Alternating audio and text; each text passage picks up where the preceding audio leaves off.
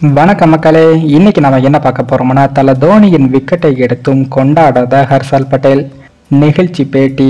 அதாவது IPL cricket தொடரில் சர்மசாலாவில் நடைபெற்ற பஞ்சாப் அணிக்கு எதிரான போட்டியில் சிஎஸ்கே அணியின் முன்னாள் கேப்டனான தல தோனி அவர்கள் முதல் பந்திலேயே கோல்டன் டக் அவுட் ஆகி வெளியேறியது ரசிகர்களை அதிர்ச்சியடைய செய்தது. இந்த போட்டியில் பஞ்சாப் அணியின் வேகப்பந்து வீச்சாளர் ஹர்ஷல் பட்டேல் அவர்கள் 4 ஓவர்கள் வீசி 24 ரன்களை மட்டுமே விட்டுக் கொடுத்து 3 விக்கெட்டுகளையும் வீழ்த்தியிருந்தார். 19வது ஓவரில் தோனி களத்திற்கு வந்தபோது ஹர்ஷல் பட்டேல் தன்னுடைய அபாரமான பந்து வீச்சால் தல தோனியை கிளீன் போல்ட் ஆக்கினார். எனினும் தல தோனி விக்கெட்டை வீழ்த்திய பிறகு அவர் பெரிய அளவில் கொண்டாட முடியவில்லை.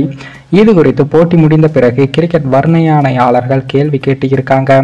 அதற்கு பதிலளித்த ஹர்ஷல் பட்டேல் அவர்கள் என்ன சொல்லியிருக்காருன்னா, தாம் தோனி மீது பெரிய அளவில் மரியாதை வைத்து இருக்க, அவரை ஆட்டமிழக்க செய்தவுடன் கொண்டாடவில்லை என்றும் கூறியிருக்காரு. இதனைத் தொடர்ந்து பேசிய அவர், ஆடுகளத்தை பார்த்து முதலில் நாங்கள் தவறாக அனுமானம் செய்தோம்.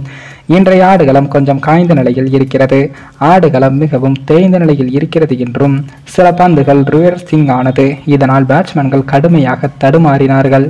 முதலில் யாக்கர் பந்துகளை வீச எனக்கு புதிய நம்பிக்கை இல்லை. இருப்பினும் என்னுடைய பந்து வீச்சில் நான் தொடர்ந்து கவனம் செலுத்தி வருகின்றேன் என்றும், சரியான முறையில் பந்து வீச வேண்டும் என்று உழைத்து வருகிறேன். எவ்வளவு அதிகமாக பந்து வீசுகிறோமோ அவ்வளவு நாம் முன்னேற்றம் அடைய வேண்டும். இதுதான் என்னுடைய தாரக மந்திரம் என்று ஹர்ஷல் பட்டேல் அவர்கள் கூறியிருக்கார்.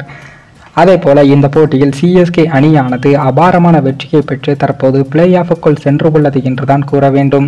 ஏனென்றால் அடுத்ததாக சிஎஸ்கே அணி 3 போட்டிகளில் விளையாட உள்ள நிலையில் அதில் 2இல் வெற்றி பெற்றால் கண்டிப்பாக சிஎஸ்கே அணி பிளே ஆஃபுக்கு சென்றுவிடும்.